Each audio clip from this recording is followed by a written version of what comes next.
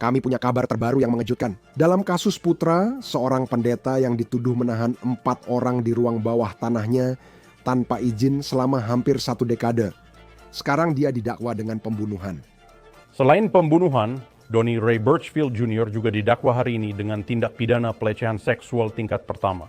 Apa yang diketahui tentang wanita yang diduga tewas di rumahnya dan 3 lainnya yang diselamatkan penegak hukum setelah diduga disiksa bertahun-tahun. Kami membahas kasus yang disajikan Law and Crime. Saya Chris Stewart.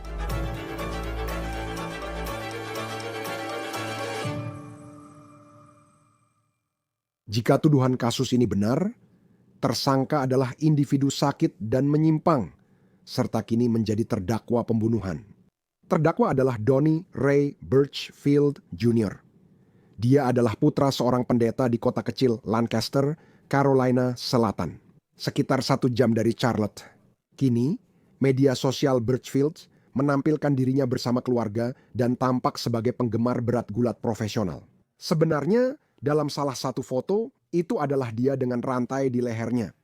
Mungkin agak ironis mengingat apa yang dia tuduhkan. Polisi Lancaster baru saja memberikan pembaruan tentang kasus ini, dan mereka merilis nama depan salah satu dari 4 orang yang mereka katakan disekap oleh Birchfield di dalam rumah tersebut. 1 orang diduga telah disekap hampir 1 dekade menurut tuduhan. Namun, wanita yang namanya baru saja dirilis itu diduga dibunuh oleh Birchfield, dan iparnya sekarang berbicara di depan umum tentang bagaimana saudara laki-lakinya dan istrinya menghilang selama bertahun-tahun. Sebelum membahas itu, izinkan saya mengingatkan bagaimana semua ini terjadi. Ini rekaman video menurut WSOC-TV dari rumah tempat Birchfield diduga tinggal dan menyandera pasangan suami istri, serta 2 wanita yang diduga punya hubungan romantis dengan Birchfield menurut polisi. Mereka semua diduga ditahan di ruang bawah tanah rumah ini. Kisah ini dimulai pada tanggal 25 Juli. Kejadiannya sekitar pukul 11.45 pagi. Polisi mendatangi rumah Birchfield karena laporan kematian. Dan ketika mereka sampai di rumah itu, mereka menemukan seorang wanita berusia 49 tahun sudah meninggal di lantai. Menurut surat perintah penangkapan yang diperoleh oleh surat kabar Post and Courier, yang merupakan satu-satunya media yang kami lihat yang berhasil mendapatkan akses ke surat perintah penangkapan tersebut. Kami sudah meminta, tapi belum dikirimkan. Korban dilaporkan menunjukkan tanda-tanda bahwa dia secara fisik tidak diberi makanan, air, dan perawatan medis. Penyelidikan terhadap penyebab dan keadaan kematian Nona Arnsdorf masih berlanjut. Wanita itu kini diidentifikasi sebagai Shirley Arnsdorf, 49 tahun. Suaminya juga diduga disandra oleh Birchfield di dalam rumah. Pria tersebut dilaporkan masih hidup. Sebentar lagi, saya akan menyampaikan apa yang saya pelajari tentang Arnsdorf. Tapi kita tahu bahwa keluarga suaminya mengatakan bahwa mereka telah mencarinya selama bertahun-tahun. Seorang wanita mengatakan kepada WSOC-TV bahwa saudaranya terjebak di rumah itu. Dia mengatakan bahwa dia telah mencari saudaranya selama bertahun-tahun, tetapi dia tidak bisa menemukannya. Dia bahkan telah melaporkan orang hilang. Dia bilang saudaranya punya disabilitas perkembangan dan tinggal sendiri hingga beberapa tahun lalu saat dia menghilang. Dia mengatakan saat melihat saudaranya di rumah sakit, saudaranya tampak sekitar 70 pon lebih ringan dari terakhir kali. Sekarang, belum jelas bagaimana pasangan itu bisa berhubungan dengan Birchfield dan bagaimana mereka akhirnya tinggal di rumah itu. Dilaporkan bahwa dia dianggap sebagai satu-satunya pengasuh untuk pasangan itu. 6 hari setelah Arnsdorf ditemukan tewas, Birchfield ditahan. Awalnya, dia didakwa 2 tuduhan penelantaran orang dewasa rentan dan 2 penahanan palsu. Dia juga didakwa dengan 2 tuduhan kekerasan dalam rumah tangga tingkat tinggi dan berat, yang merupakan bentuk kekerasan dalam rumah tangga paling berat di Carolina Selatan. Dia juga menghadapi 2 tuduhan penahanan palsu. Sekarang, meskipun polisi belum mengungkapkan penyebab kematian Arnsdorf, perkembangan besar yang baru adalah bahwa ini bukan lagi sekadar kasus kelalaian. Brain, pagi ini penyidik dari Departemen Kepolisian Lancaster mendapatkan surat perintah penangkapan yang menjerat Donnie Ray Birchfield Jr. atas pembunuhan Shirley Arnsdorf. Selain tuduhan pembunuhan, Donnie Ray Birchfield Jr. juga didakwa hari ini dengan tindak pidana pelecehan seksual tingkat pertama. Tuan Birchfield kini ditahan tanpa jaminan di Pusat Penahanan Kabupaten Lancaster atas tuduhan ini. Sekarang kita tahu bahwa Birchfield dituduh melakukan kekerasan fisik terhadap orang-orang yang diduga disekap di dalam rumah tersebut. Bersama Arnsdorf dan suaminya, 2 orang lain yang diduga disekap adalah perempuan yang memiliki hubungan romantis dengan Birchfield. Salah satu dari mereka mungkin akan menghadapi tuntutan. Nah, itu tentu saja merupakan perkembangan yang aneh dalam cerita ini. Saya akan memberitahumu tentang hal itu sebentar lagi. Polisi menyebut seorang perempuan diduga disekap di rumah itu sejak September tahun lalu. Yang satu lagi, mengejutkan, diduga disekap di rumah itu oleh Birchfield sejak 2015. Sekarang, berikut adalah apa yang kami ketahui tentang dugaan penyiksaan yang terjadi di dalam rumah tersebut. Menurut polisi, berdasarkan surat perintah yang didapat Post and Courier, Birchfield menahan keempat orang itu di ruang bawah tanah dan hanya bisa keluar jika diizinkan olehnya. Birchfield juga dilaporkan mengendalikan ponsel para korban, dan itu membuat mereka tidak bisa meminta bantuan. Dia juga diduga mengatur waktu makan dan penggunaan kamar mandi. Polisi menyatakan Birchfield melakukan kekerasan fisik terhadap korban, termasuk diduga mencekik mereka. Seorang wanita mengaku pada polisi bahwa Birchfield mengancam membunuh dirinya dan keluarganya, serta tahu cara menghilangkan mayat dari pengalaman sebelumnya. Sekarang, ini bisa jadi perkembangan menarik dalam cerita ini, karena saya menemukan 2 akun Facebook milik wanita yang memiliki foto bersama Birchfield dan mereka tampaknya memiliki hubungan romantis dengannya. Sekarang, satu akun adalah milik seorang wanita yang memiliki foto bersama Birchfield dan foto-foto itu berasal dari sekitar tahun 2019. Dia dan Birchfield tampaknya menghadiri beberapa acara bersama. Postingan terbarunya adalah dirinya sendiri, namun di luar ruangan pada tanggal 19 September, dia berada di sebuah pemakaman. Akun lain tampaknya menunjukkan wanita baru yang mungkin kini menjalin hubungan dengan Birchfield. Wanita itu mengunggah foto yang tampak menunjukkan Birchfield mencium keningnya pada 12 Juni. Itu sekitar 1,5 bulan sebelum polisi datang ke rumah tersebut karena kematian yang mencurigakan itu. Masih belum jelas apakah salah satu dari kedua wanita itu adalah korban dari apa yang dituduhkan kepada Birchfield. Tapi kami memang mencari nama-nama wanita itu di basis data pengadilan Carolina Selatan. Dan wanita yang fotonya lebih baru sedang berciuman dengan Birchfield muncul, menunjukkan bahwa dia ditangkap pada tanggal 1 Agustus, di hari yang sama dengan Birchfield. Alamat yang tertera untuk wanita ini adalah rumah yang sama di Churchill Road, tempat Birchfield dituduh menahan 4 orang sebagai sandera. Birchfield ditangkap di alamat yang sama. Wanita itu dituduh gagal melaporkan penyalahgunaan dan penelantaran orang dewasa rentan. Menurut catatan online, dia membayar jaminan $2.000 pada 11 Agustus. Saya belum menyebut nama wanita itu karena kami masih belum tahu cukup tentang dirinya dan situasi penangkapannya. Penegak hukum sangat tertutup dalam banyak bagian dari cerita ini. Belum jelas apakah penegak hukum juga menganggap dia sebagai korban. Sekarang, selain pernyataan dari polisi Lancaster di Facebook, saya sudah menunjukkan sebagian kepada Anda. Mereka mengatakan kepada kami bahwa mereka tidak akan merilis informasi lebih lanjut saat ini. Sekarang, Birchfield memang memiliki setidaknya 1 orang yang mendukungnya sejak kisah ini terungkap. Kabarnya, seorang saudari memposting di media sosial, "Sebelum membagikan atau memposting ulang tentang keluarga saya, tolong berhenti sejenak dan posisikan diri Anda di tempat kami.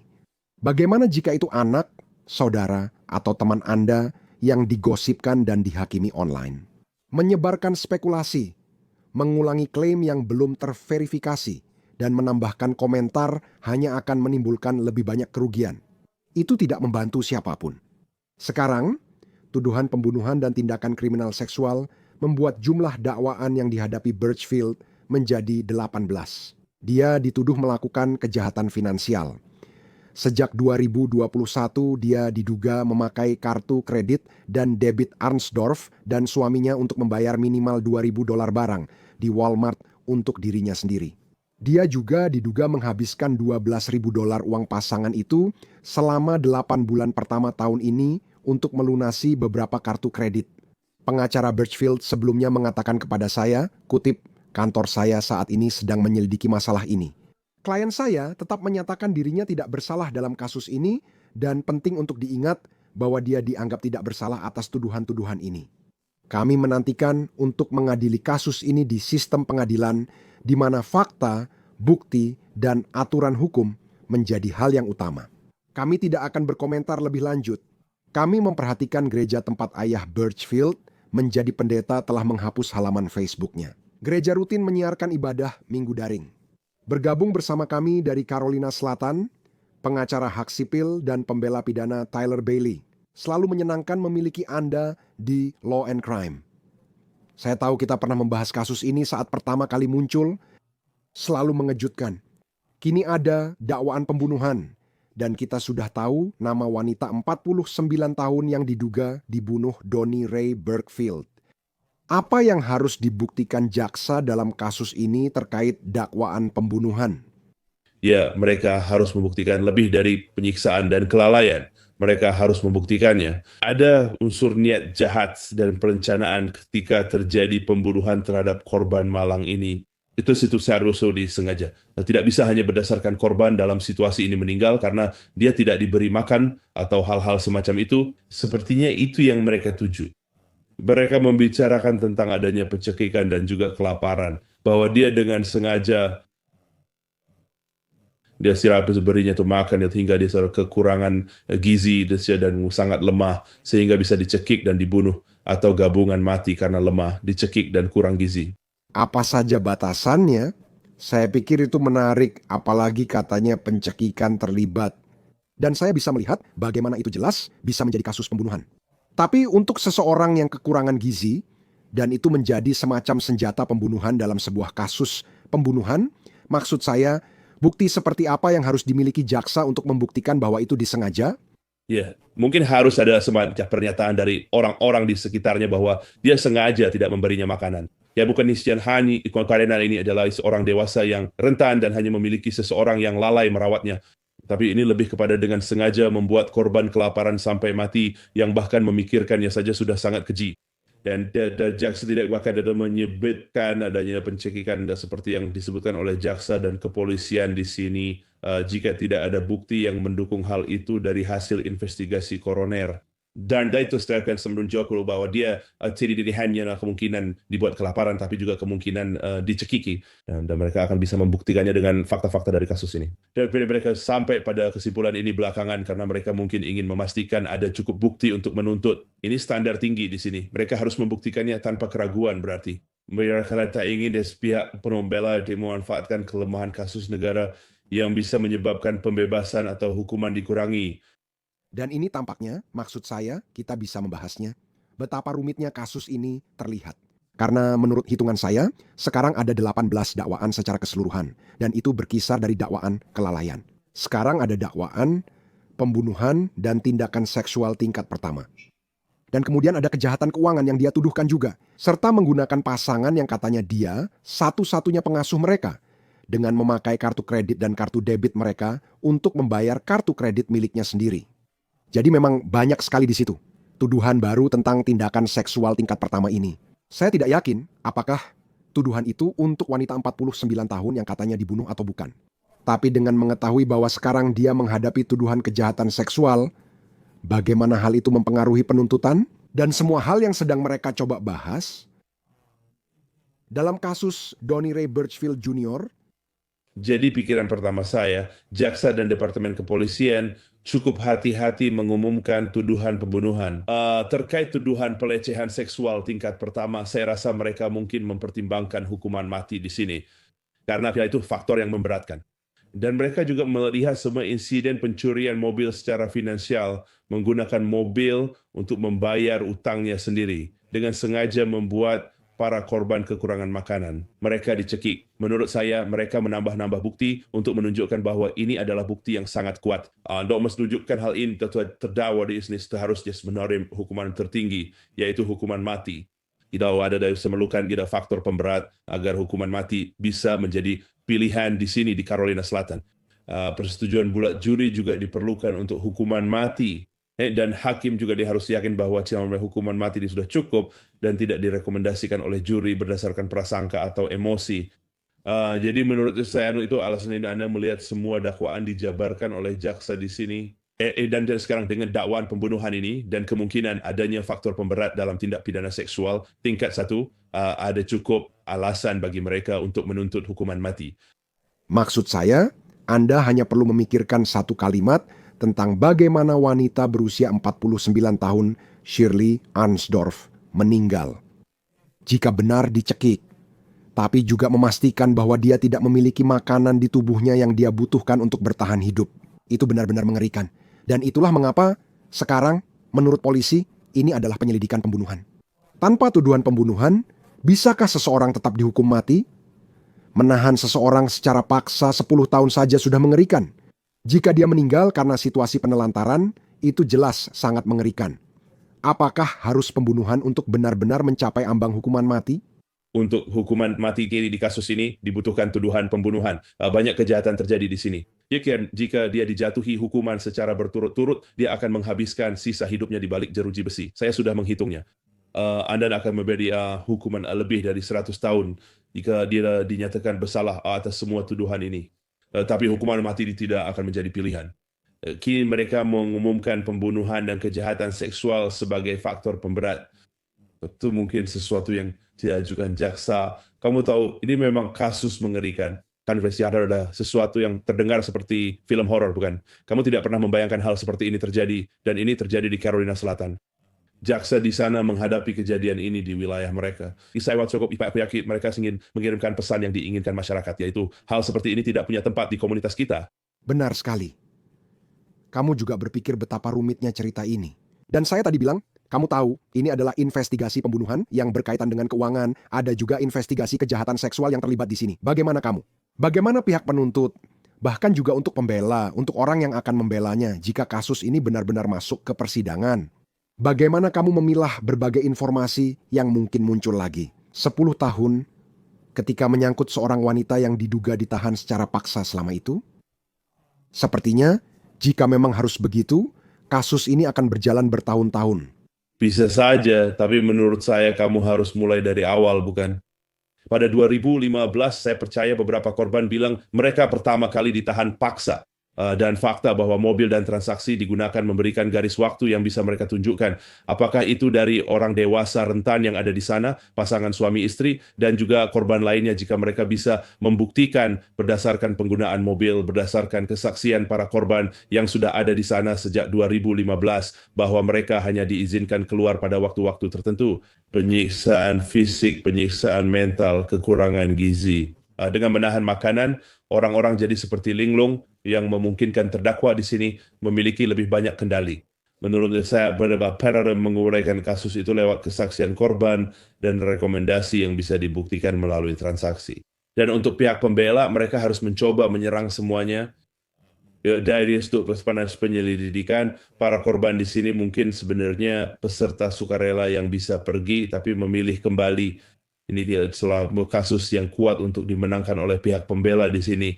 Dan pembunuhan serta kejahatan seksual di atas itu semua, menurut pendapat saya, membuat beban untuk mendapatkan pembebasan atau membatalkan beberapa tuduhan ini menjadi semakin berat. Tapi jaksa penuntut akan sangat teliti dalam menyusun kasus mereka. Pihak pembela akan menyerang setiap bagian yang mereka bisa untuk melakukan apapun demi klien mereka di sini. Tuduhan itu sangat mengerikan. Kamu tidak bisa menekankan cukup soal itu.